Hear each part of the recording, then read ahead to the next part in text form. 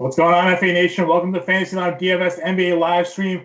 John Impemba here with not James Grande, but Steve Pimental making his live stream debut. You know him from the weekend playbooks, optimal lineups. Steve, how's it going? Welcome to the live stream. Thanks, John. It's great to be here. Things are going well. Really looking forward to today's slate. 5 games, but still a lot of guys I'm excited to play today. Yeah, for sure. It's a small slate, but a lot of big names, a lot of big teams here. We got the Warriors, the Rockets, the Bucks, Celtics, the 76ers, Blazers. Just a lot of superstars in this small slate to make it interesting for your roster builds. We talk about this with these 5-game slates here. Some really good game totals in a Lakers Kings 230 game total. We have the Blazers Warriors at 227. Knicks Bucks at 228. Really high game totals there. No LeBron James tonight for the Lakers. That's going to be a little bit interesting. They're talking about some injury news and who's going to step up there. We have Josh Hart starting in his place. We're waiting on news with Tim Hardaway Jr., whether or not he plays tonight or not for the Knicks. That could really swing some things in this matchup with the Bucks. They're currently a 14-point favorite. We already think there's going to be a blowout between these two teams anyhow. We've seen double-digit losses by the Knicks against Milwaukee. But as you pointed out, right before we jumped on air, a lot of these games have been a little bit closer for the majority of the time before Milwaukee was able to pull away. So some interesting game theory to pay attention to on this slate. But before we jump into it, before we break down the positions, let's give a shout-out to the new deal we have going on at Fantasy Lab. Become a member of FA Nation for life. Playbook Pro for life. We're coming to the end of the NFL season, but NBA and NHL is still in full bloom with the MLB right around the corner. So now through New Year's Day, we're offering something truly special to end the year. A lifetime membership to Fantasy Alarm's award-winning Playbook Pro for a one-time payment of $297. Whole Playbook Pro for life for $297. That's a great deal. Join the family at a price that pays for itself in less than a year. That's coverage in 10 sports, plus 15,000 features per year, plus 50-plus tools, including League Sync for seasonal players and our lineup generator for DFS, plus direct access to experts like Steve and myself in live chat to make your smarter decisions for you, lineups, waiver wire, free agent trades, DFS play. We give you the advice. We answer your questions. Get it all forever for $297. It's an absolutely insane offer. When I saw that we were promoting it, I immediately messaged. I was like, what's going on? This is too good of a deal. Go to fantasyalarm.com/forever for all the details. That's fantasyalarm.com/forever. I mean, $297, Steve, for all of the site content, all the Playbook Pro. Hard to pass that up for sure. Absolutely, and if you're subscribing every year anyway, why not just Exactly. we're not going anywhere, so you may as well be in for the long haul too. The only thing we're doing is getting bigger, so jump on now. That's right. And become a part of the FA family. With that said, though, Steve, let's start it off. Let's break it down at the point guard position. The position here tonight is a little bit interesting. In terms of the overall depth, I think there's a lot of obvious places to go. At point guard, we start off Steph Curry, Ben Simmons, Kyrie Irving, Dame Lillard, sort of at that top. The one guy I think that everyone's going to play tonight, though, is Lonzo Ball. There's no Rajon Rondo, no LeBron James. Ball's price tag is still really good. He's $6,000 over on FanDuel. Over on DraftKings, Ball is priced out at $5,500 even. The Kings struggle defensively against the position, allowing the third most fantasy points to point guards this year. What's your take on Ball's ownership tonight? Are you going to have him in your lineups? And then if you are not going to use them, where else are you going at point guard today? I'll have Lonzo in a couple places. I wonder if he won't be a little too heavily owned, especially for cash. Even when we don't know what to expect with LeBron out, but even when Rondo's been out, when Ingram's been out, Lonzo hasn't necessarily been super consistent. So for cash, I might go more towards De'Aaron Fox. That's obviously a game that we like on both sides. So he would be someone, and also Emmanuel Mudiay. If Tim Hardaway Jr. is actually ruled out, he should have the ball in his hands more as well. And that's obviously if you don't want to pay up for Steph or Kyrie Irving or Lillard. If you are paying up today, where are you going at point guard? To me, it's either Steph or Kyrie. Um, Steph usually plays well against Portland. They don't really, they don't have a real great rim protector, and they don't have enough size in the backcourt to really give him trouble defensively. Mhm. And Kyrie Irving, um, obviously, he's done well in this matchup as recently as Tuesday. One interesting note with him, he's never scored 40 in back-to-back games, and obviously he had 40 in his last game. I don't know that's necessarily a reason to stay away. Maybe this is the first time he does it, but I just thought that was an interesting stat. No, that is an interesting one. I figured maybe we would have seen that in the pre-Cav days when Irving was there, sort of the main guy. So definitely an interesting side to point out. I personally, yes, I'm from Boston, so a little bit of Celtics homer here. But I like Kyrie Irving a lot tonight. I know he's going to draw either a James Harden defense or Austin Rivers, Eric Gordon. Like there's going to be some sort of defensive switching going on there, and none of those guys I don't think are going to be able to stick up with Irving. We just saw him have to handle a better defender, Jimmy Butler, the other night. And like you said, he went for 40, hit 2 big shots in that game in overtime. He's really leading the Celtics team that's sort of been inconsistent of late. A lot of people feel that they're not meeting the expectations given the the talent that they have around them. But we also saw this matchup last year. It was a pretty close game. It took Marcus Smart drawing 2 offensive fouls at the end for Houston kind of lose it when they were in Boston. So for me, I'm actually really in on Kyrie Irving. Love the discount you're getting on the other on him from the other guys as well. So on a small slate, I think we're going to see a lot of people kind of go to that matchup.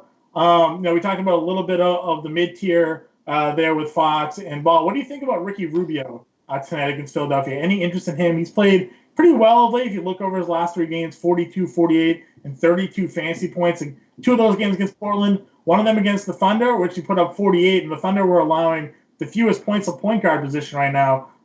Utah at home against the 76ers. Any thoughts on Rubio?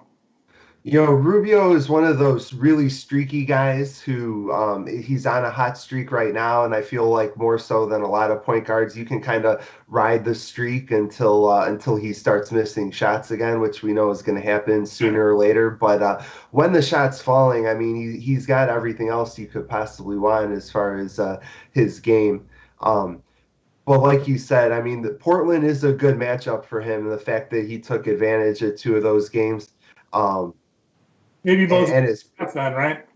What's that? Bodes well for Steph then in that matchup, right? Exactly. And the fact that Rubio's price is up, I mean, I don't dislike the play, but I'm probably going elsewhere in the slate. Fair enough. And then if we're looking at some value, a guy that James and I usually pay attention to a little bit is TJ McConnell, coming off the bench for Philadelphia. Plays around 25 so minutes. But when he gets on the floor, he's just involved.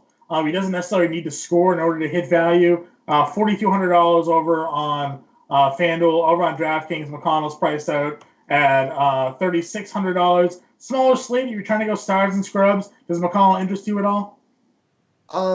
If I had to go cheap at point guard, yes, but there are other positions. I like the top point guards, as we said, and there are other positions that I like cheap guys better. So, honestly, I'm probably looking elsewhere to go cheap. Perfect. At shooting guard, James Harden obviously is the top dog here. Expected to play. He was questionable with the calf injury coming in, but as of now, everything looks good to go. They're the first game to kick off this slate, so if something happens to Harden during warmups, we'll know automatically. Won't have to worry about any zeros in your lineup per se. He obviously separates himself from the rest of the shooting guards on this slate. We don't really need to talk, I don't think, too much about him. He's going to see Marcus Smart defense, but this is James Harden. Doesn't really matter the matchup. He's going to usually get his regardless of what's going on. So outside of Harden, where are you looking at shooting guard tonight? Shooting guards, another position. I'm, as I said, there. I like some of the cheap options. A little bit more expensive. Buddy Hield. You went 4 for 18 yesterday, and that seems unlikely to repeat itself. And so I really like Buddy Hield. Someone I want to get your opinion on is Klay Thompson. Obviously, he's in a slump. The last time he had a prolonged slump, he broke out with 50 and 3/4 against the Bulls.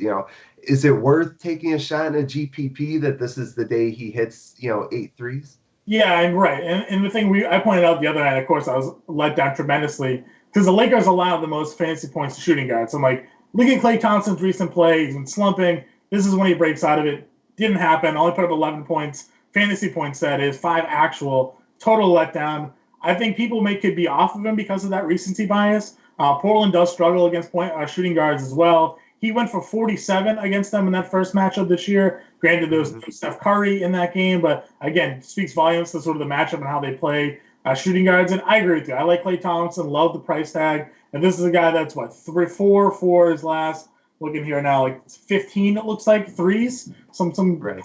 poor shooting number.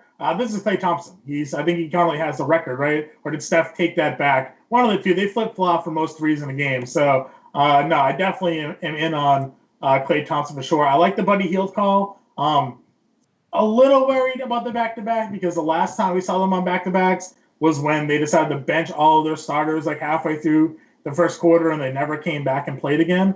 But because they got blown out last night and they also sort of saw limited minutes anyhow, hopefully that means that they won't be as rested tonight. Maybe they'll play the 30-plus. Because as I mentioned, the Lakers allow the most fantasy points shooting guard, so Hield's in a really good spot to attack that position for sure. If we're going more down towards the mid-tier plays, I think Eric Gordon is someone that's going to be very popular. When Chris Paul's on the floor, everybody plays Eric Gordon. The usage rate's up, the fantasy points per minute's up, and now we have 3 straight games for him playing almost 40 minutes and putting up 30 fantasy points in each one. He's not going to see Marcus Smart defense. Like I said, Smart's going to start, probably be on Harden. That's going to give Gordon either, the defense of Kyrie Irving more than likely, and that's usually a better matchup. So I think Gordon in that mid-tier is in a really good spot. Totally agree with Gordon. As you said, not having to face Marcus Smart. And he's been money, super consistent with Chris Paul out, and no reason to think that wouldn't continue. No, I agree with you there. Malcolm Brogdon's another guy that James and I kind of always peek at a little bit. Uber consistent. The minutes are usually there for him as well. Put up 38 fantasy points in that last matchup against the Knicks.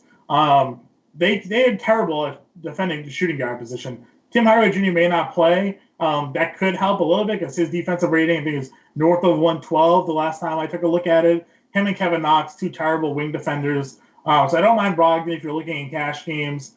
Josh Hart is supposed to start tonight in place of LeBron James. He's a shooting guard over on FanDuel, $3,700 there. Hart over on DraftKings is $4,300, so actually a little bit more expensive. We knew when he was starting earlier, he wasn't that great. Like, he had some games that so inconsistent.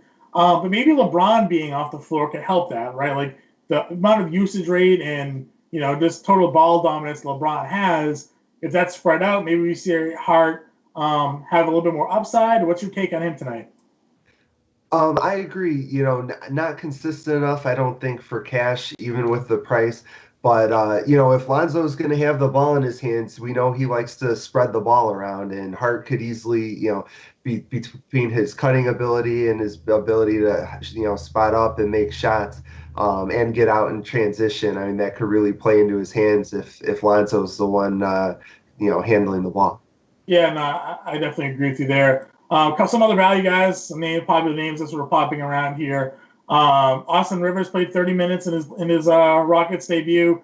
Didn't do much, only had 13 fantasy points. Again, that has a lot to do with James Harden just being so ball dominant. But the minutes for a guy that's $100 above min price over on FanDuel and over on DraftKings, Rivers is at 34, so $400 above min price. Not the worst. Getting 30 minutes in this matchup, I think there's some appeal there, even though he didn't do too much, I guess, in his debut. Thoughts on Rivers? Yeah, I mean, you kind of give him a pass considering it was his first game with a new team, but the fact he played 31 minutes, I mean, any guard who's going to have the ball in his hands a decent amount, and Houston's just so desperate for anyone who can make plays or knock down shots. I have to imagine sooner than later he's going to start taking those shots. Even, Harden can't take every shot every time down the floor, even though he tries to sometimes. Yeah. He definitely tries to. And then if we do think that Tim Hardaway Jr. doesn't play tonight, I've seen a lot of people talk about Damian Dotson and a lot of people talk about Alonzo Trier, both priced similarly. What's your take on those two? Do you favor one over the other, or is it really like whoever starts is the one you prefer? I'd probably just go with whoever starts. Trier's only been one game back from injury. He played 18 minutes, but, you never know. did he play 18 minutes because everyone was healthy, or did he play 18 minutes because he's still on a minutes restriction? That would be my only concern. But the only other time Hardaway Jr. sat this year, Trier played 42 minutes, I think, and scored 21 points. So just that upside alone. I mean, Dotson obviously has gone off a couple times as well, but more consistent earlier in the year than now. But right. Yeah, we saw Courtney Lee actually start the last time that THJ sat, and then Lee didn't play at all last game. So and we saw Trier, like you said, have the big game. So yeah, I'm kind of interested in Trier as well. Obviously, we're gonna have to wait for that news to see who's starting or not. But yeah, I like maybe the upside more of Trier if that ends up being the case for sure. Moving over to small forward at the top there, Giannis obviously separates himself a little bit. He's absolutely crushed the Knicks all season long in 3 games, averaging 67 fantasy points. But as we pointed out, this is a 14-point spread. The Knicks could be without their best scorer in terms of Tim Hardaway Jr. They may not, for whatever reason, start Enes Kanter tonight, which is one of their other best, offensive players. So how worried are you about playing not only Giannis, but I guess the Bucks in general? Because we didn't really talk about Middleton or Bledsoe. What's your take on the Bucks in this matchup against the Knicks, and how do you feel about paying up for Giannis tonight? I'm a little worried, as you said, that there's definitely blowout potential. I mean, the other games, this is the 4th time that they will have played each other. The other ones were close enough that the starters still got to play pretty much full minutes. I mean, you mentioned Giannis averaging 67 points against the Knicks. So I am concerned that it's a blowout, but I also think the blowout potential is going to keep enough people away that you might be able to get it might be a little bit contrarian to play your Bucks. I'm going to mention a couple of Bucks as we get to the other positions, but I definitely like Giannis. I mean, I'm going to get him in at least one lineup. And the crazy thing about the Christmas game is I didn't even think he looked that good in that game, and he still finished with 30 and 14. I mean, he was missing a lot near the basket, which is pretty you don't see a whole lot. I mean, the potential is really crazy. He got there at the end, and my favorite thing about Giannis was that after the game ended, he continued to gain more points because they were just stack correcting. So like he finished with like 60, and then a refresh, he'd be like 62, and the next by the time it was over with, he had 67. So I mean, they just added on like steals and another block and all these things to his total. But you're right. There's a lot of times where I was sort of dreading because we talked about how James and I touted him so hard, like this is a must play, and then it was like, if he doesn't really separate himself from the other big names, like we might have been missed, but no, he paid it off. He got there for us. I actually like Kevin Durant a lot tonight. If we're gonna sort of pivot off of him, Durant obviously in a good spot. He killed Portland in the first game. Again, there was no Steph Curry, but the Blazers are one of the worst teams in the NBA against small forwards. Evan Turner and Mo Harkless are not going to be able to defend him. If they try to put Aminu on him, I'm like, yeah, there's a little bit better length there, but I mean, this is still a matchup I'm expecting Durant to really just have no problems with. He went for 41, and in that Lakers blowout, played 36 minutes. But you look at the games before that even had Steph involved there, 54, 68 against the Clippers. I really like Durant a lot tonight. I totally agree, especially in cash. We're talking about the blowout potential. I mean, I guess Golden State has the potential blowout every time, but considering they haven't been playing their best basketball, I feel a little bit more confident with Kevin Durant even than Giannis, and obviously that you get quite a discount too going down to Durant. Yeah, no, for sure. Brandon Ingram's going to be a popular play, I think, tonight. I think, again, we talked about a lot. I think the Lakers are all just going to be very chalky. The fact that there's no LeBron and everybody else is still priced pretty reasonably. Ingram at FanDuel is 6,400. Listed as a small forward for whatever reason. I know he doesn't typically always play that position, but that's what they got him on. Over on DraftKings, Ingram priced out as a point guard, shooting guard. Again, go figure. $5,800. Thoughts on Ingram tonight? He's been a guy that I've never gotten right.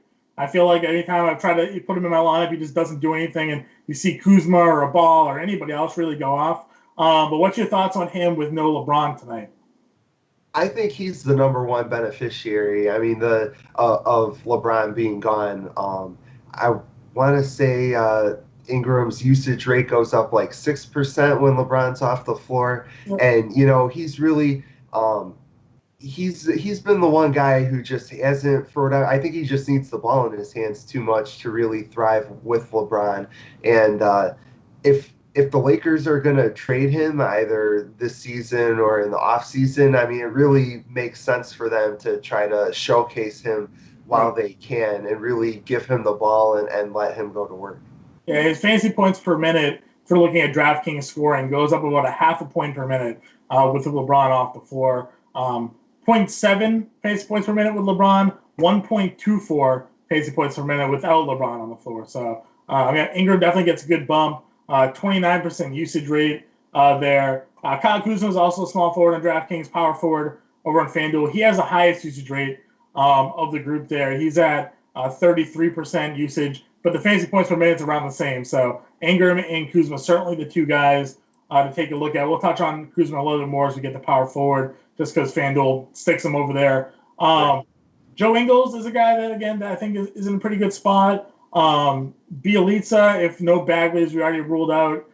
He's a guy that I think we're going to see some minutes, and he had of everybody who played on the Clippers, on the Kings last night, who kind of struggled. Bielitsa had himself a really good fantasy day. Had 4 blocks, which is kind of an anomaly for him. Put up 40 fantasy points, so a good spot for him. But small forward after really that tier is kind of questionable. Like Jay Crowder, if he starts, I like, but between him or Favors, I'm unsure. I like attacking Philadelphia at the power forward position. Wilson Chandler, not a great defender. Muscala, not a great defender. I think you can go to either of those two. But again, small forward after that, not really great. Where are you looking, I guess, below in the mid-tier value? Does anybody actually stick out to you?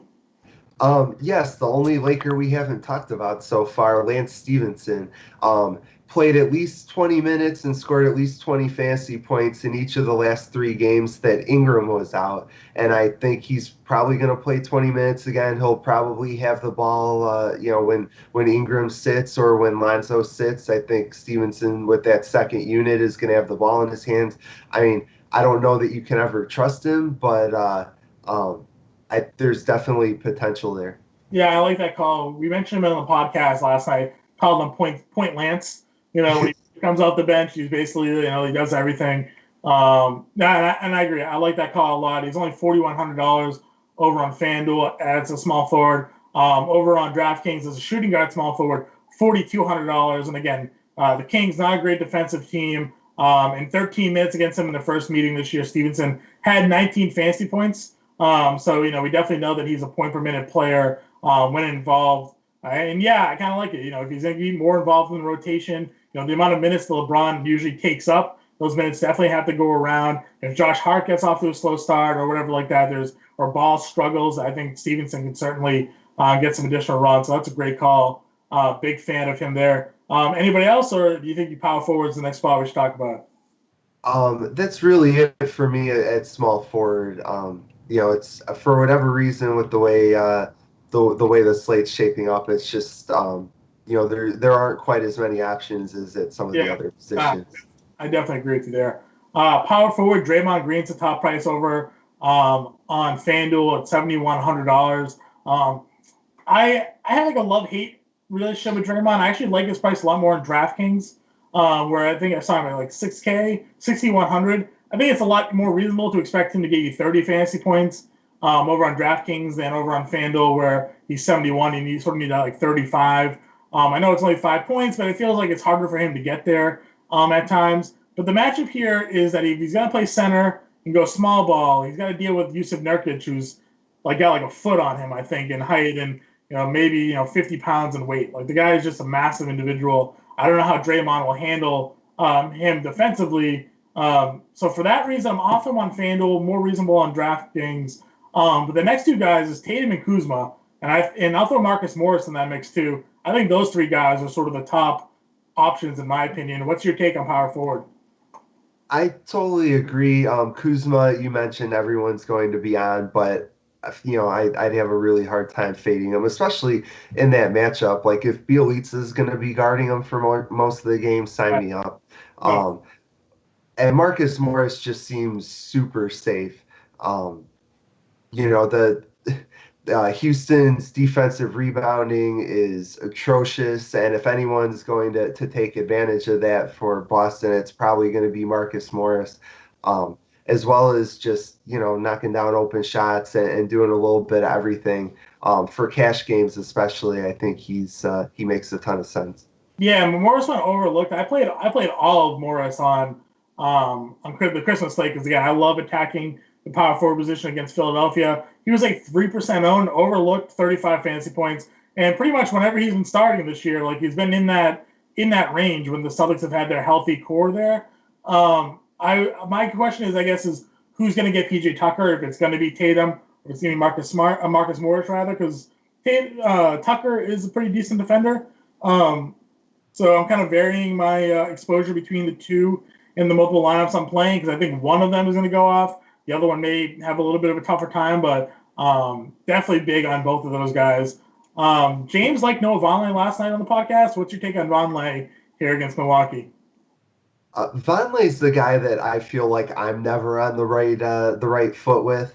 Mm-hmm. Um, they New York seems to love him. They talked on the broadcast on Tuesday about how they're letting him bring the ball up the floor now. I mean, two straight double doubles, he'll get you a block or two. Um, for cash especially, I could definitely see it. I just don't know. I mean, he had 14, 14, and 2 on Christmas. That's basically his ceiling, and there's nothing wrong with that. But there are some power forwards I like a little bit more, including his teammate Kevin Knox. I think if I had to choose, especially for a GPP, and Knox will probably be popular as well. But I think I like him a little bit more power forward. Yeah, and the thing with Knox too is he's blowout proof. Like they're going to leave him on the floor and let him get the minutes regardless of what happens. Yeah. And he's played well in the 3 games against Milwaukee this season. If you just look at sort of DraftKings scoring, he's averaging 37 fantasy points in the 2 games that he's played against them this year. Obviously, this will be the 3rd game that he's had against them, but he went for 32 DraftKings points in that first matchup against them. So Knox, again, a really great spot. I like that call for sure. And then again, as we get down below, like power forward isn't really great in terms of value. We mentioned DJ Wilson before we jumped on air and how we just like don't fully understand why he's getting as many minutes or as much run as he is because you and I, and again, probably somebody you're going to talk about is Thon Maker. He's over at center. But Wilson's still sort of getting the run, playing, around 20-ish minutes, it seems like he gets. If it gets into a blowout like this game is expected to be with the 14-point spread, he's only $3,700 over on FanDuel. Over on DraftKings, Wilson is priced out at he's priced at $3,500. So maybe you can go there. I don't love him. He doesn't do much for me, but maybe the run is there because of the blowout potential. Yeah, I mean, like you said, Wilson is, blowout proof or even better in a blowout.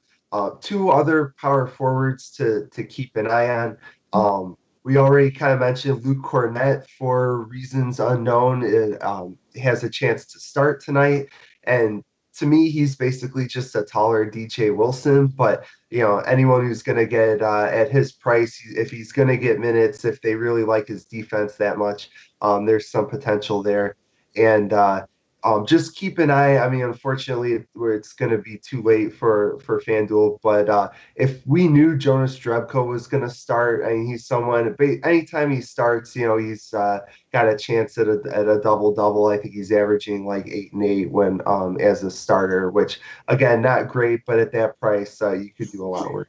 Yeah, and I'll throw PJ Tucker out there as well. Another guy that's going to play all of the minutes regardless. Harden's going to play anyways, but he kind of fills up the stat sheet a little bit. He's going to get a lot of. He's going to be on the floor. He can get you some rebounds. Over his last 6 games, he's gone for at least 20 fantasy points in all of them. So $4,500 over on DraftKings, $4,800 over on FanDuel. If you're looking to spend out a little bit, I guess you can sort of go in that direction. Finishing up at center, Embiid's at the top. I like, the matchup against Gobert is typically one we try to avoid. But if you, again, look at the scoring-wise, Utah's allowing the 6th most fantasy points to opposing centers, which is a little bit interesting to me. This is another sort of marquee matchup, spots where we see Embiid typically play up, against bigger name centers. He likes to sort of show that he's the guy. And he put up 44 fantasy points in just 26 minutes against Utah in that first game. How do you feel about paying up for Embiid on this slate?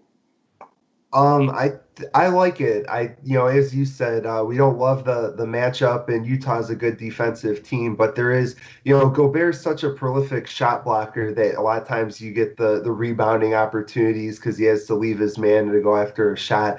And Embiid, I think it was 3 games ago, he said basically, I'm done shooting threes. I know he did shoot a few on Christmas, but he's really been a beast. 20 and 10 each of the last 3 games. 56 fantasy points on FanDuel on Christmas. Um, he really seems locked in right now, so that's someone that I think you can pay up for Yeah, sure. I definitely agree with you there. I like Clint Capella tonight. Again, I kind of like the Celtics Houston game, anyways. But Boston, even with Al Horford, healthy and on the floor and as good of a defender he is, I think Capella is just too athletic for Al Mm. Horford at this stage in his career. We've seen Capella back-to-back 23 rebound games, and he did it against Steven Adams on Christmas, who I think Adams is just a monster in the middle. Yes. So to see Capella go for 16 and 23 in that game, he went for 21 and 23 against San Antonio the game before that. Double-digit rebounds is almost a lock for this guy, in my opinion. I like him a lot. He's $7,700 over on DraftKings, over on FanDuel. He's priced up at $9,000, so pretty expensive there. But it's really him and James Harden, I think, are the two guys that benefit the most with Chris Paul off the floor. Thoughts on Capella? Are you paying up at center tonight? And if you are, is he someone that's on your radar?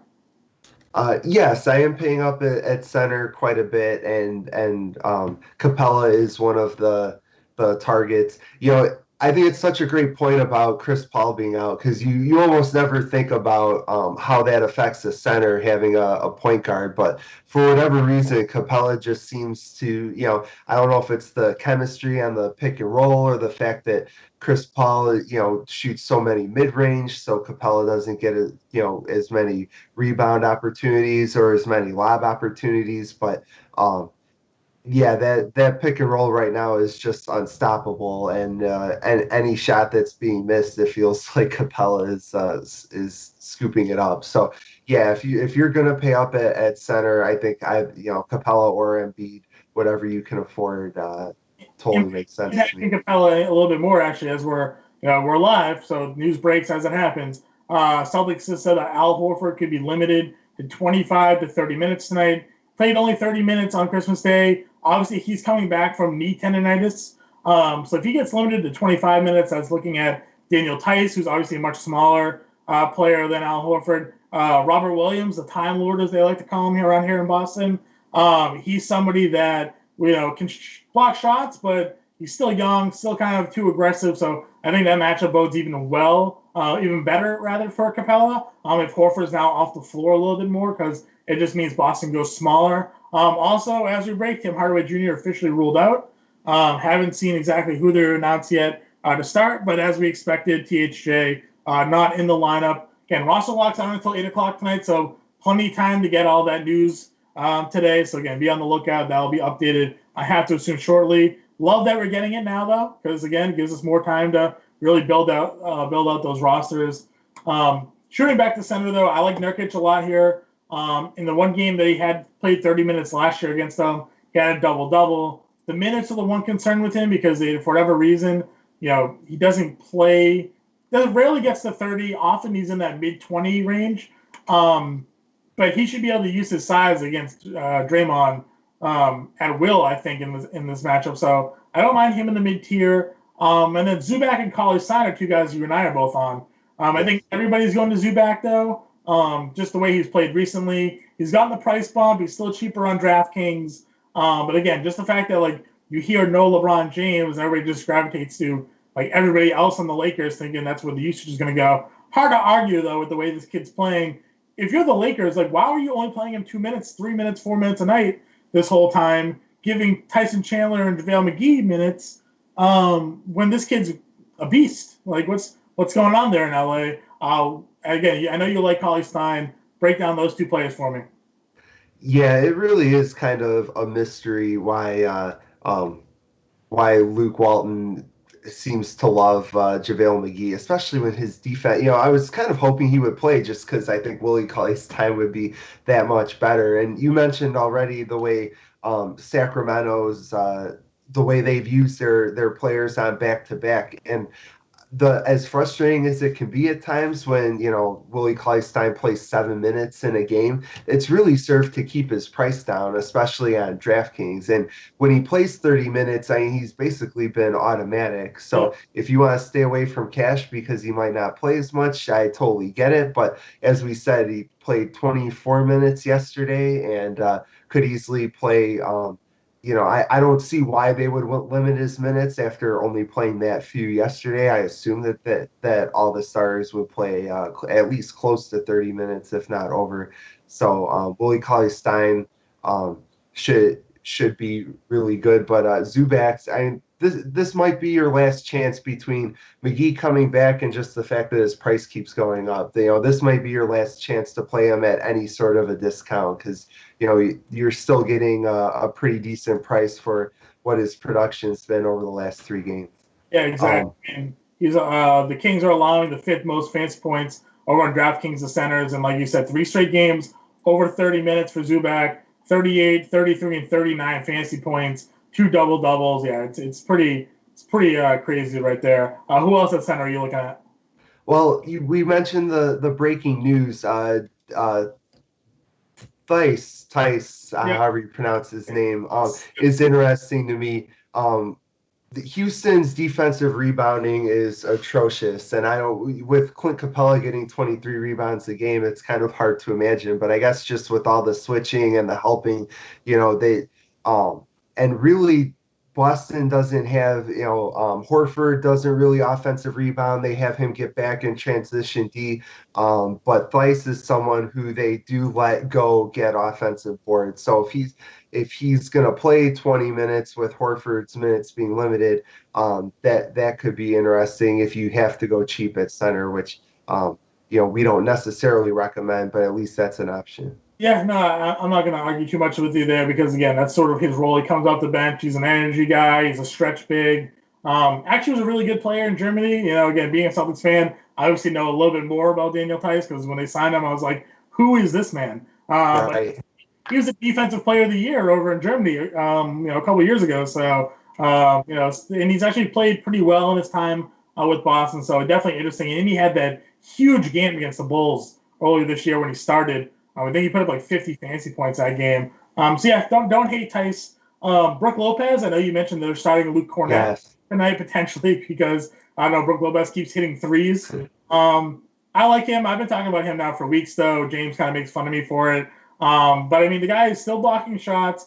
His rebounding numbers though aren't great. He's still giving you 4 or 5 rebounds a night, which I can live with if that's what the type of player he's going to be. So give me the outside shooting. He's obviously a little bit better over on DraftKings because you get that point boost with the 3-pointers bonus there. But Lopez, I think, in this matchup against the Knicks is, especially if they're going to take Cantor off the floor, who's like their best rebounder, maybe more rebounds go to Lopez there as well. So I don't mind Lopez here.